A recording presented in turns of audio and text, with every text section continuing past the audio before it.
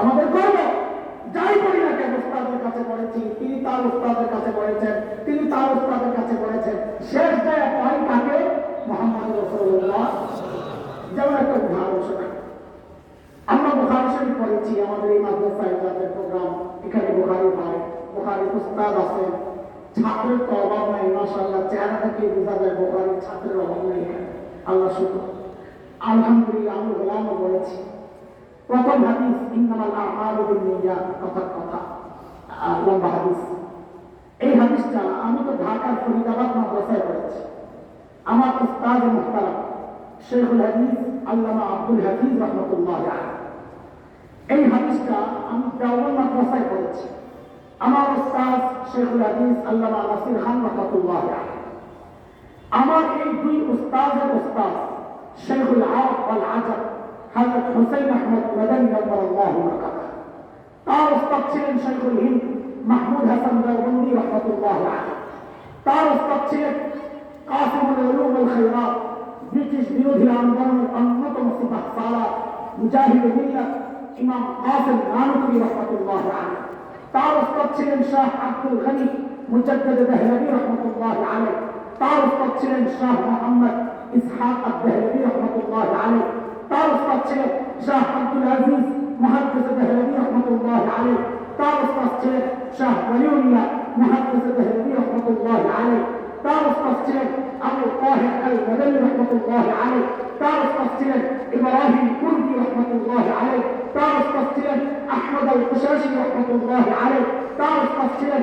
আহমদ আশ-শিনাবি রাহমাতুল্লাহ আলাইহি, তার উস্তাদ ছিলেন মুহাম্মদ আল-রমানি রাহমাতুল্লাহ আলাইহি, তার উস্তাদ ছিলেন যায়নুদ্দিন আল-মিসরি রাহমাতুল্লাহ আলাইহি, তার উস্তাদ ছিলেন আহমদ ইবনে আলী আল-হাজার আসকারি রাহমাতুল্লাহ আলাইহি, তার উস্তাদ ছিলেন ইব্রাহিম আত-তানুখি রাহমাতুল্লাহ আলাইহি, তার উস্তাদ ছিলেন আবুল আব্বাস আল-হাজ্জাজ রাহমাতুল্লাহ আলাইহি, তার উস্তাদ ছিলেন আবু আলী আল-জুরাইরি রাহমাতুল্লাহ আলাইহি, তার উস্তাদ ছিলেন আবুল ওয়াক্ত আস-সিজদি রাহমাতুল্লাহ আলাইহি, তার উস্তাদ ছিলেন আবুল হাসান আত-তাবরি রাহমাতুল্লাহ আলাইহি, তার উস্তাদ ছিলেন আবু মুহাম্মদ আস-সারাখসি রাহমাতুল্লাহ আলাইহি, তার উস্তাদ ছিলেন আবু আব্দুল্লাহ ফিরাবি রাহমাতুল্লাহ আলাইহি, তার উস্তাদ ছিলেন মুহাম্মদ ইবনে ইসমাঈল ইমাম বুখারী রাহমাতুল্লাহ আলাইহি, তার উস্তাদ ছিলেন হুমায়ুন রাহমাতুল্লাহ আলাইহি, তার উস্তাদ ছিলেন সুফয়ান ইবনে ওয়াইনা রাহমাতুল্লাহ আলাইহি, তার উস্তাদ ছিলেন ইয়াহইয়া ইবনে সাঈদ আল-আনসারী রাহমাতুল্লাহ আলাইহি, তার উস্তাদ ছিলেন মুহাম্মদ ইবনে ইব্রাহিম আত-তাইমি রাহমাতুল্লাহ আলাইহি, তার উস্তাদ ছিলেন আল-কামা ইবনে ওয়াক্কাস আল-লাইসি রাহমাতুল্লাহ আলাইহি, তার উস্তাদ ছিলেন উমর ইবনুল খাত্তাব রাদিয়াল্লাহু আনহু, তার উস্তাদ ছিলেন মুহাম্মদুর রাসূলুল্লাহ সাল্লাল্লাহু আলাইহি ওয়াসাল্লাম।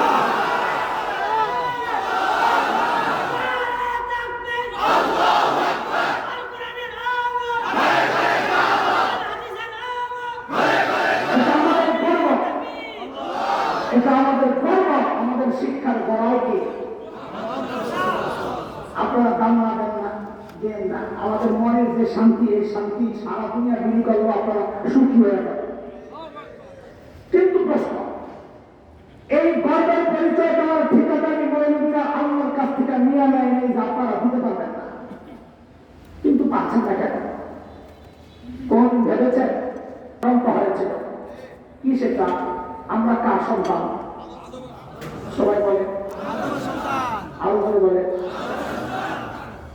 ওই যে আমার একটু একটু আলাদা, একটু শব্দ লাগাই দিতে চাই।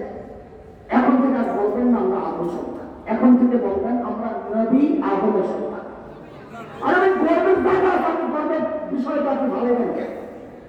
একজন এমপির ছেলে, বাবার নাম আব্দুল্লাহ, এই আব্দুল্লাহ সাহেব এমপি।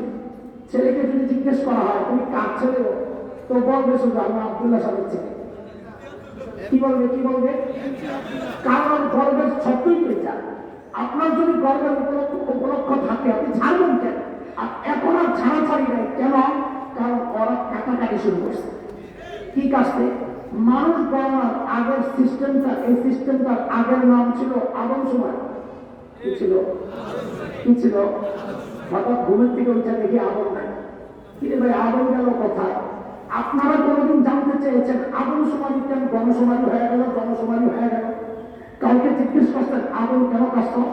আপনাদের এগুলো নিয়ে মাথা ব্যথা না। পণ্যের দাম বেড়ে গেছে, এইটা নিয়েই তো অস্থির সবাই। আমার অস্তিত্ব আঘাত করা হচ্ছে, এই না কারো কোনো মাথা ব্যথা নেই। প্রশ্ন করে রাখেন নাই, ওদের মাথায় শয়তান হাগু করেছে, হাগু সোজা বাংলায় বললাম, মাথা উড়ে গেছে যে আমরা কি আগুন সন্তান নাকি বন থেকে পালায় আসা বান্দরের পুত। এটা এক ব্যঞ্জন লেগে গেছে। কারণ ওই যে একজন প্রাচীন কালের চিড়িয়াখানার এক বান্দর আছিল, ওই বান্দর বুড়া হইতে হইতে হইতে হইতে লেজটা পড়ে গেছে না, লেজটা পড়ে হঠাৎ দাঁড়ায় একদিন চিৎকার দেওয়া করে আয়নটা বলি কি বলে অনেকের ছেড়ে দিতে হয়, এইসব সিলেবাস বানাইলে তো পাইবেন তো এই ঘোরাটি। আমার আপনার সন্তানকে এই একটা গর্বের পরিচয়, আমরা নবীর সন্তান, আমরা ওই বন থেকে পড়ে আসি না, আমরা জান্নাত থেকে আসছি, এগুলো আমাদের গর্বের পরিচয়। অথচ আমরা লক্ষ্য করেছি ওরা আমাদের প্রতিবাদের মুখে ওরা পিছু ভাবতে বাধ্য হয়েছে, সিদ্ধান্ত পরিবর্তন করেছে, কিন্তু আমাদেরকে অবাক করেছে। আপনারা চুপ ছিলেন, প্রতিবাদ আপনারা করেন নাই। দোস্ত, প্রতিবাদ তো ওলামাদের করার কথা না, কারণ এই ঘোরাটির সিলেবাস তো আমার সন্তান পড়ে না, পড়বে না। ইনশাআল্লাহ আমার সন্তান তো কলা রসুল্লাহ পড়ে পড়বে। প্রতিবাদ করার কথা আপনাদের, কিন্তু দুঃখের বিষয় আপনারা প্রতিবাদ তো করেন নাই, বরং বহু বড় কথা এই প্রতিবাদ আলেমের বিরুদ্ধাচরণ করেছেন। এই প্রতিবাদকে রাজনৈতিক বক্তব্য ব্যাখ্যা দেওয়ার চেষ্টা করেছেন। সব জায়গায় রাজনীতি তালাশ করেন না, এটা রাজনীতির ব্যাপার না, এটা ইমানের ব্যাপার, এটা আমার বিশ্বাসের ব্যাপার, এটা আমার আকিদার ব্যাপার, এটা আমার চেতনার ব্যাপার। ভবিষ্যতে হবে, ভবিষ্যতে এমন চক্রান্ত আরো হবে, হুঁশিয়ার করে যাই, জানায় যেতে চাই।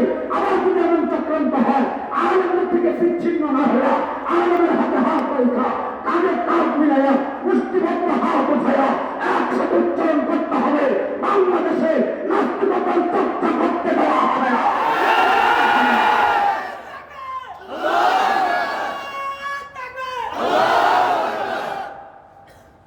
পরমায় আছেন না, ভুলে গেছে সমস্যা দেখা বলা হয়ে গেলে কিন্তু সমস্যা বলেন, সমস্যা দেখা সমাধান আরো ঘুরে সমস্যা কয়টা, সমাধান কয়টা।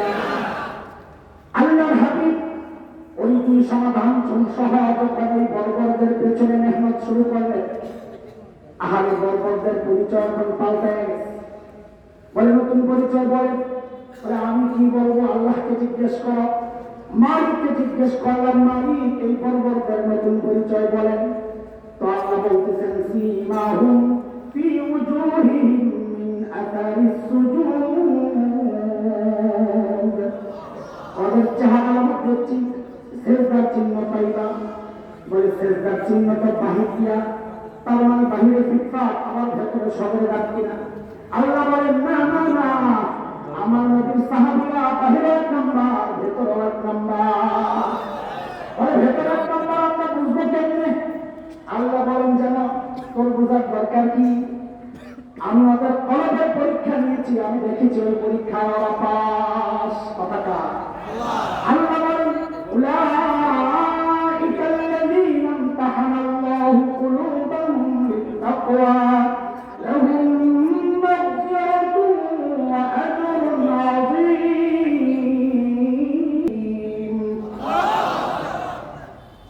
এই কয়টা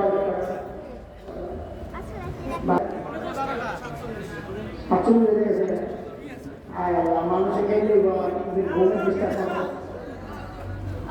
আপনি তো এমনি বসা, আপনি কি গালি দিবেন? যারা ঘুমের ডিস্টার্ব করতেছে বকা বলা। আচ্ছা ঠিক আছে, আমরা যেই লাইনে শুরু করছি আমি কথা, আমার তো ফজর হবে, তার চেয়ে বড় ওই কথাটাই চিত্ত চলেন দুইটা কোপলা বানিয়ে দিই, তো আপনাদের বুঝা সহজ হবে, মনে রাখা সহজ হবে, বাড়ি নেওয়া সহজ হবে, আমল করা সহজ। এখন তো কি শুনি, মাহফিল থেকে বের হওয়ার পর আর কার মনে থাকে না।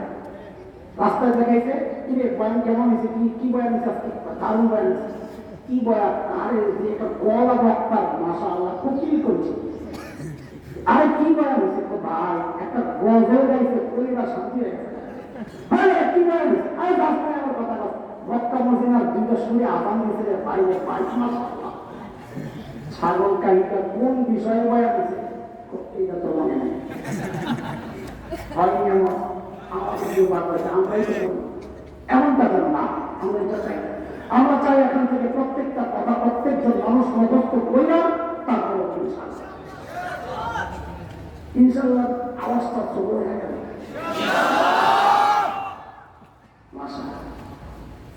এই পর্যন্ত যা বলেছি, সামনে যা বলবো, পুরা বয়ানটা 6 কথার বয়ান।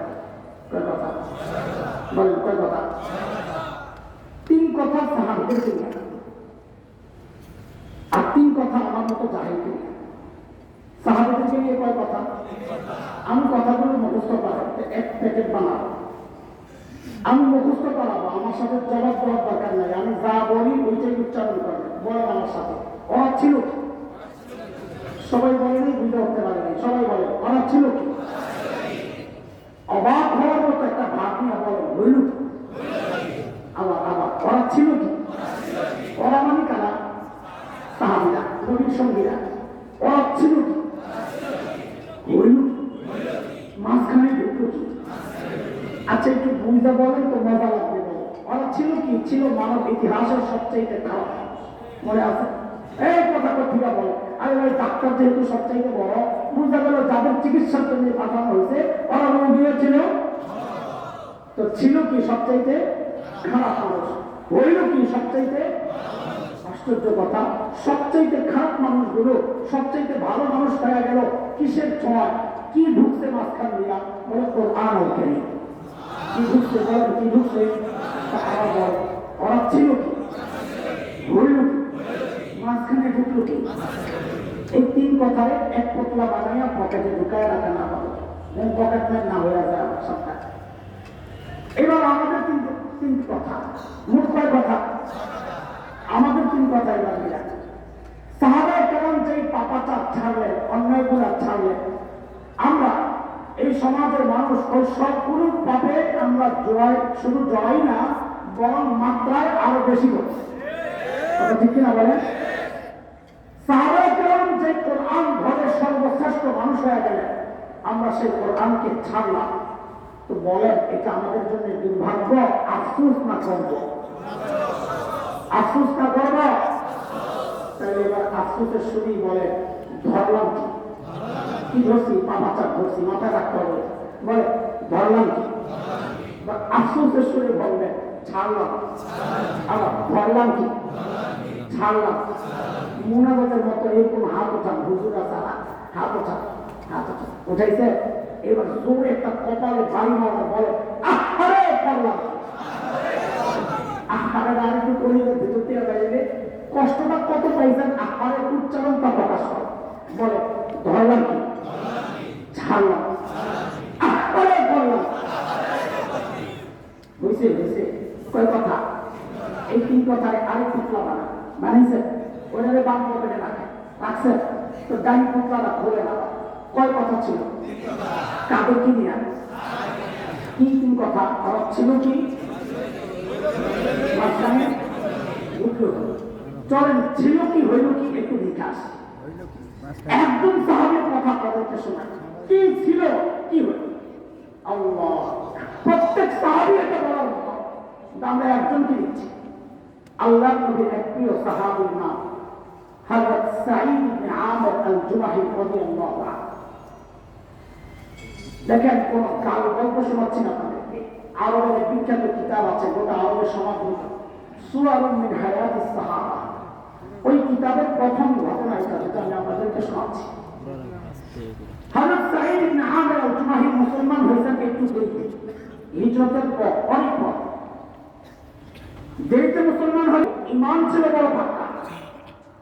কতটা পাক্কা? একটা ছোট্ট ঘটনা শুনে বুঝবেন কতটা পাক্কা। হযরত ওমর যখন খলিফা, ওমর নরম না গরম? কেমন গরম? অনেক কত।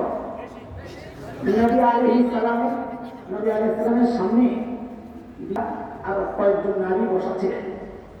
হযরত ওমর আসছেন, আওয়াজ পাইয়া যে ওমর আসছে, শুনাই সব কুকুরে ঢুকে গেছে দৌড়ে।